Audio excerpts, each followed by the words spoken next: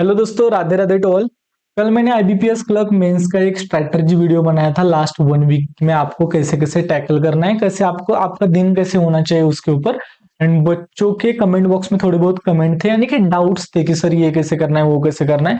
वो doubt solve करने के लिए मैं ये वीडियो बना रहा हूँ। वीडियो छोटा रहेगा, प्लीज आप ये वीडियो देखो। मैं ये वीडियो क्यों बना रहा हूँ कि आपके दिमाग में लास्ट के 1 वीक में कुछ भी कंफ्यूजन नहीं होना चाहिए। आप कंप्लीट प्रिपरेशन के ऊपर, आपका फोकस कंप्लीट प्रिपरेशन के ऊपर होना चाहिए। बिल्कुल ऐसा नहीं होना चाहिए कि ये समझ नहीं आ रहा है, ये समझ नहीं आ रहा है, इसलिए मैं वीडियो बना रहा हूं। अब देखो, पहला पॉइंट क्या है। सर मैंने क्लॉक रिलेटेड कुछ नहीं किया है। ओके ओके ओके ओके, एक मिनट। ठीक है। सर मैंने क्लॉक रिलेटेड कुछ नहीं किया है। मैंने दो मॉक दिए, दोनों में क्वेश्चन थे क्लॉक रिलेटेड क्वेश्चन। एग्जाम का हिस्सा 98% नहीं होते हैं, ऐसा मैंने तो देखा है। क्लॉक रिलेटेड क्वेश्चन एग्जाम में, मैं बोल रहा हूँ मॉक में नहीं, एग्जाम में मैंने बिल्कुल नहीं देखे हैं। मैं बोल सकता हाँ 95% बोल सकता हूँ, 95% नहीं देखे हैं। नहीं किया तो भी चलेगा।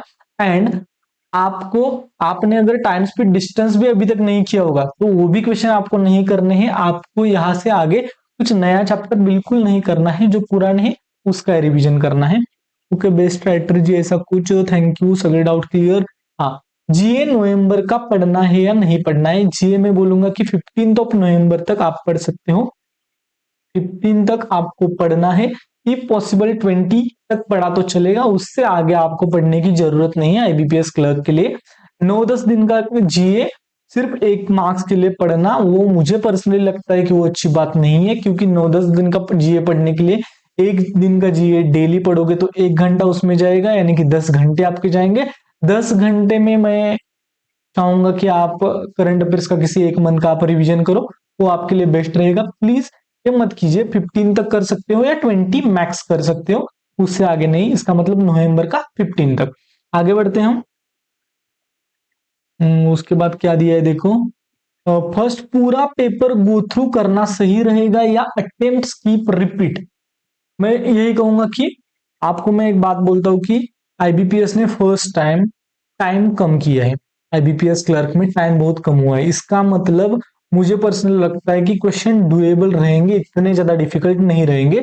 एंड 35 मिनट या 30 मिनट आपके पास है, आप क्वेश्चन को स्किप करते करते जाओगे, बिल्कुल ये गलत स्ट्रेटजी रहेगी।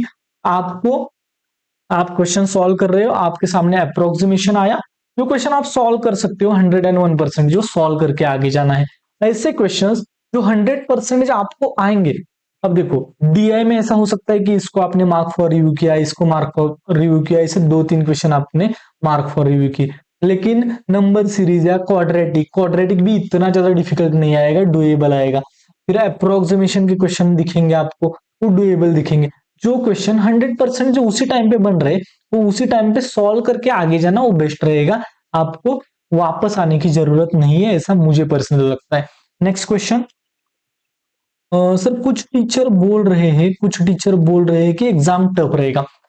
कुछ टीचर या कोई भी टीचर, मैं कोई भी बता नहीं सकता कि पेपर कितने लेवल का हाई आएगा, कितना डिफिकल्ट लेवल पेपर आएगा, या इजी आएगा, मॉडरेट आएगा।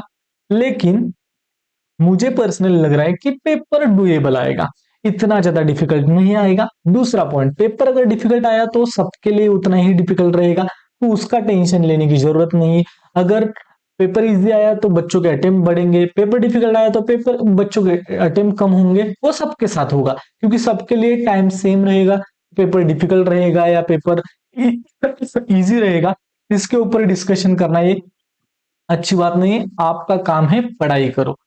नवंबर का करंट अफेयर्स के बारे में बोला मैं, हाँ दादा लास्ट ईयर करंट क्लर्क में कितना एसटी का कट ऑफ 61 था। आपका फोकस मैक्सिमम अटेम्प्ट के ऊपर होना चाहिए, विथ मैक्सिमम एक्यूरेसी के ऊपर होना चाहिए, ना कि लास्ट ईयर कितना कट ऑफ था। हाँ, कट ऑफ देखना सही बात होता है, लेकिन मुझे पर्सनल लगता है कि सेफ जोन कभी सेफ नहीं होता, नंबर ऑफ अटेम्प्ट्स कभी नंबर ऑफ मार्क्स नहीं होते, प्रेडिक्शन 90% कभी यानी कि सही नहीं होता। तो पर्सनली मुझे लगता है कि आपका फोकस एज अ स्टूडेंट, आपका 100% फोकस प्रिपरेशन के ऊपर होना चाहिए, ना इन चीजों के ऊपर। आप पढ़ाई करो एंड मैक्सिमम स्कोर कैसे आएगा इसके ऊपर आपका फोकस दो। दैट्स इट, इतना ही कहना चाहता हूँ। बाकी मुझे लगता है कि एक डाउट था बच्चों का कि सर मॉक क्या सच में डेली लगानी चाहिए? 101% डेली लगाओ मॉक, क्योंकि 2 घंटे की मॉक है, 1 घंटे का तो हम लगाते ही है, 2 घंटे की मॉक है, 2 घंटे की मॉक आपको डेली लगानी है, क्योंकि आपने मॉक की इतनी प्रैक्टिस नहीं की है। आप ये सोचो ना कि हम प्रीलिम्स के मॉक कितने लगाते हैं, अब तक आपने 200 मॉक लगाए होंगे, मेंस के 3 4 5 बहुत कम लगाते हैं। एंड हमारा एक्चुअल रिजल्ट कहाँ से आता है? मेंस से आता है। तो मेंस को रिस्पेक्ट दो उतना, एंड मेंस की मॉक लगाओ। दैट्स इट, इतना ही कहना चाहता हूँ। अगर आपको वीडियो अच्छा लगा हो तो please like share subscribe and comment box में कमेंट करके जाना। मेरा टेलीग्राम ग्रुप का लिंक आपको वीडियो के डिस्क्रिप्शन में मिल जाएगा, वहां से आप मुझसे कनेक्ट हो सकते हो। वहां मैं आपको टारगेट्स दूंगा, या आपकी जो भी प्रॉब्लम्स है वहां आप में शेयर कर सकते हो। बच्चे, जैसे कि आपको डीआई सॉल्व नहीं हो रहा है, बच्चे सॉल्व करके देते हैं, बच्चे एक दूसरे की हेल्प करते हैं, तो आप मेरा टेलीग्राम ग्रुप ज्वाइन कर सकते हो। Thank you so much for watching. Bye bye, all the very best. ज्यादा स्ट्रैटेजी वीडियो मत देखो, आपने एक देख लिए, आपने डिसाइड किया है, उसके ऊपर स्टिक रहो, पढ़ाई करो। ये वीडियोस ज्यादा से ज्यादा देखना अच्छी बात नहीं होती।